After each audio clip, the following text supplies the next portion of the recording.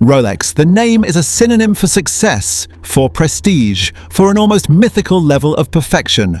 But that status, that unparalleled dominance in the world of luxury, is not a happy accident. It is the result of a century-long masterclass in brand engineering, a meticulously constructed narrative. The brand's true genius lies not just in its exceptionally well-made watches, but in the foundational myths it has expertly woven into the fabric of modern luxury.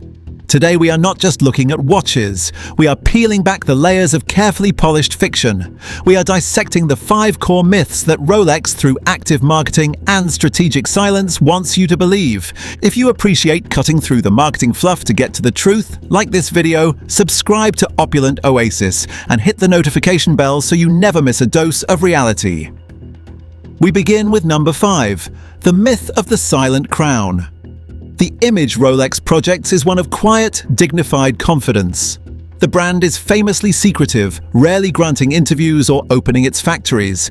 Its marketing is a study in tasteful restraint, associating the crown with pursuits of excellence like tennis, golf, yachting, and equestrianism. Its ambassadors, or testimonies, are figures like Roger Federer and Martin Scorsese, icons of sustained achievement, not fleeting celebrity. The prevailing myth is that of the silent crown, a brand so secure in its own superiority that it need not shout. The product, as the saying goes, speaks for itself. But behind this facade of serene detachment operates a highly active, aggressive, and relentless legal machine. Rolex's silence is not a sign of passivity, it is the quiet confidence of a monarch who knows their decrees will be enforced without question. This brand warfare is waged with precision. In a notable case, Rolex sued French artist Johann Daytona. The crime? Using the Rolex name and crown logo in promotional materials for his artwork. While the court upheld the artist's right to use the marks within the art itself, it ruled that using them for promotion on social media constituted trademark infringement and parasitism. Rolex was awarded damages, sending a clear signal: even artistic expression is not a free pass. This war extends to product integrity. Rolex filed a major lawsuit against resellers like Swiss Wrist and First Class Dials. They were accused of selling customized watches that contained non-Rolex parts such as aftermarket dials and bezels, often set with inferior gems. Rolex successfully argued that selling these altered products under the Rolex name, even if the core watch was genuine, deceived consumers and damaged the brand's reputation for quality. They even policed their distribution channels. The brand sued the secondary dealer Wrist Aficionado, not for selling fakes, but for using Rolex trademarks in a way that could mislead consumers into believing they were an authorized dealer. And this is all separate from the constant, costly global battle against counterfeiters, where Rolex seeks millions in damages and the destruction of all infringing goods. The perception of effortless prestige is an illusion. The brand's value isn't just in the steel, it's in the intangible aura of perfection and exclusivity. Any unauthorized use is seen as a threat that dilutes this aura. This constant, aggressive, and largely unseen policing is the invisible scaffolding that supports the entire myth. This is the iron fist in the velvet glove. Number 4, the myth of the blue chip investment. This is the big one. Fueled by the scarcity and the eye-watering prices on the secondary market, a powerful myth has taken root that a Rolex is a risk-free, blue-chip investment. This narrative suggests that any Rolex is essentially a liquid asset, as good as cash, which can be sold at any time without fear of a loss. It's the idea of the watch as a wearable investment portfolio.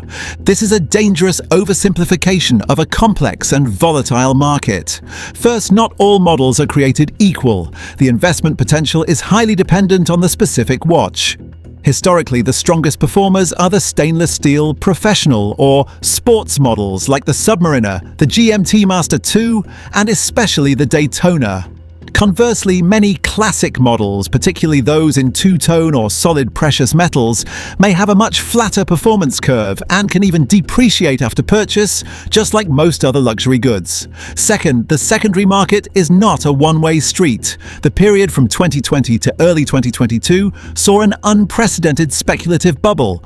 The average secondary market price for a Rolex peaked at an extraordinary $17,206 in March 2022. What followed was a swift and dramatic correction. By the end of that year, the average price had plunged 31% to $11,785 before stabilizing to around $13,426 by mid-2025. Let's look at the numbers for key collections as of June 2025. The Daytona, after peaking over $38,000, sits at $37,995, but shows a staggering 358% appreciation over 15 years. The GMT Master shows a 506% 15-year appreciation, currently averaging $20,595. The Submariner is down about 8% from its peak to $17,295, but still up 268% long-term. But look at the day date. It's down 25% from its peak to $24,718. Furthermore, when viewed purely as a financial instrument, a broad market index fund like the S&P 500 has generally provided superior returns over the long term. And a watch is an asset with carrying costs. Rolex recommends a full service every 5 to 10 years, a procedure that can cost anywhere from $800 for a basic model to over $1,500 for a complex chronograph like the Daytona. These costs, along with insurance, must be factored in. This is informational, not financial advice. The belief in a Rolex as a surefire investment is the psychological fuel that powers the entire ecosystem. It provides the critical justification for consumers to engage in what would otherwise be irrational economic behavior. Why wait years on an interest list? Why pay double the retail price on the grey market? This behavior only becomes logical when the object is perceived not as a watch, but as an asset. The investment narrative and the scarcity myth are locked in a powerful feedback loop. Engineered scarcity drives up secondary prices, which validates the investment narrative. That narrative then stokes ever greater demand, which sustains the scarcity. Number 3, the myth of natural scarcity. You've heard the official stance from your authorized dealer, the infamous wait lists and empty display cases.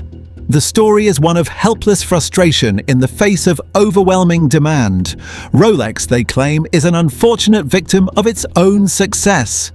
They say they simply refuse to compromise their meticulous quality standards by rapidly scaling up production.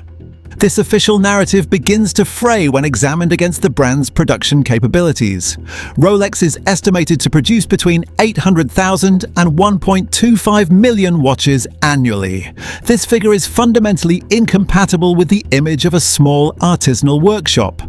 For context, Patek Philippe, a brand universally recognized for its artisanal approach, produces approximately 70,000 timepieces per year.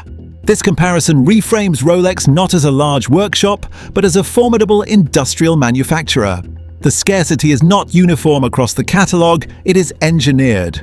Production data indicates that classic models like the Datejust make up the majority of output, around 55%. The highly coveted professional steel sports models, the Submariner, GMT Master II, and Daytona, are produced in significantly lower quantities, around 45%, despite their outsized demand.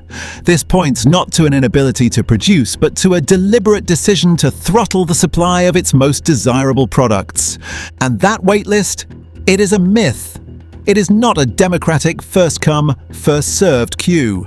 Instead, prospective buyers are placed on a subjective, dealer-controlled interest list. Allocation is then used as a tool of leverage. It is an open secret that getting a desirable Rolex often depends on a customer's purchase history. This has led to the widespread practice of bundling, where customers are implicitly or explicitly required to purchase less desirable, higher-margin items, like jewelry or precious metal models, to earn the privilege of being offered a steel sports watch. What was once speculation was thrust into the legal spotlight with the C.D. Peacock lawsuit. In 2021, former employees of the prominent Chicago-based Rolex AD filed a lawsuit alleging racketeering. The whistleblowers claimed the dealership was systematically engaging in a scheme to divert its most desirable Rolex watches away from genuine retail customers and sell them directly, often in bulk, to grey market resellers. The lawsuit detailed forged receipts, fake warranty cards, and a shadow supply chain that fed the very secondary market Rolex publicly decries.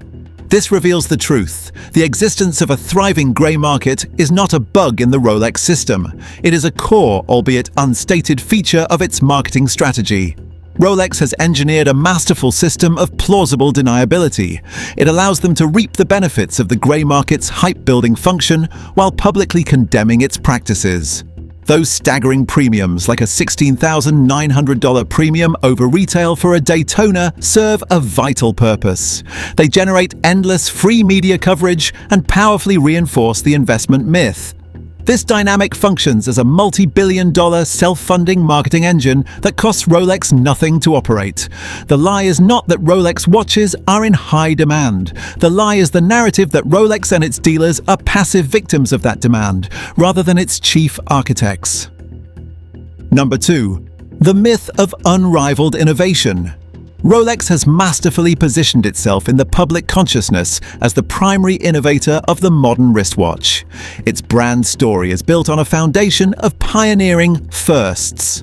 Central to this legend is the 1926 Oyster, the world's first truly waterproof watch case, and the perpetual self-winding movement. The narrative is reinforced by associating the watches with humanity's greatest adventures, from the summit of Mount Everest to the deepest point of the Mariana Trench. The message is clear. Rolex was there first, not just as a witness, but as an essential tool. A closer examination of horological history reveals a more nuanced picture. Rolex's genius was often not in pure from-scratch invention, but in identifying, perfecting, and masterfully marketing key technologies. Take the perpetual rotor, a cornerstone of Rolex's identity. The first commercially successful self-winding wristwatch was invented and patented by an English watchmaker named John Harwood in 1923, years before Rolex introduced its version. The initial marketing from Rolex was so aggressive in claiming the invention that its founder, Hans Wilsdorf, was compelled to issue a public apology to Harwood. Rolex's critical contribution was perfection. Its 360-degree rotating rotor was vastly more efficient than Harwood's bumper system, and it was this superior design that became the industry standard. Then there's the 1953 conquest of Mount Everest. Following the successful summit by Sir Edmund Hillary and Tenzing Norgay, Rolex ran a prominent advertising campaign celebrating the achievement. The inconvenient truth? The watch on Hillary's wrist as he stood on the summit was a British-made Smith Deluxe. While the expedition team was indeed equipped with Rolex Oyster Perpetuals, the key summiteer wore a competitor's watch. The Smiths Company lodged a complaint, and Rolex was forced to publish another letter of apology, this time in the Horological Journal. Even Rolex's signature 904L Oyster steel is an example. In 1985, Rolex adopted this alloy, which offers superior corrosion resistance, but Rolex was not the first. In the early 1970s, Omega used 904L steel for its experimental Ploprof dive watches, which it branded Uranus steel. And of course, the Moon watch. That story belongs unequivocally to the Omega Speedmaster, the only timepiece officially flight qualified by NASA for extravehicular activity. This fact, however, hasn't stopped a parallel Rolex myth. An Apollo 14 astronaut, Ed Mitchell, did indeed wear his personal Rolex GMT Master on the lunar surface as his personal backup watch. Rolex leverages this and its history with pilots like Chuck Yeager to create a powerful halo effect, subtly blurring the lines of Omega's official achievement. If Rolex wasn't always first, why are they perceived as the ultimate innovator?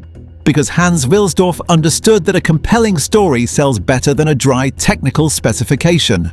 Being first is a historical fact, but being legendary is a narrative construction. Wilsdorf's true innovation was in the theater of marketing. In 1927, he persuaded Mercedes Gleitzer to wear an oyster watch while swimming the English Channel. When she emerged from the cold water with the watch still ticking perfectly, Wilsdorf took out a full front-page advertisement in London's Daily Mail to trumpet the success. He transformed a technical feature into a saga of human endurance. This became the Rolex playbook. And number 1, the myth of artisanal perfection. This is the image at the heart of the brand. Rolex cultivates a world of quiet Swiss workshops where master watchmakers, hunched over their benches with loops affixed to their eyes, painstakingly assemble each timepiece by hand. This narrative connects the brand to the romantic ideal of haute horlogerie, the highest art of watchmaking, where human skill is paramount. The company's own materials speak of nimble fingers and technicians who are equal parts scientist and artisan, reinforcing the idea that every watch is a singular creation. This story is essential to justifying a luxury price point. This romantic vision collides with the stark reality of Rolex's operational scale. That estimated annual output of 800,000 to 1.25 million watches is fundamentally incompatible with the traditional definition of handmade. As we said, Patek Philippe produces around 70,000 timepieces per year.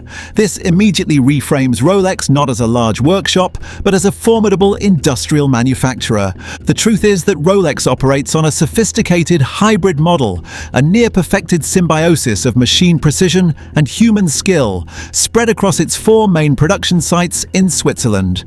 At the Plan Les Watts facility, a state-of-the-art foundry casts Rolex's proprietary 18-karat gold alloys and its signature 904L oyster steel.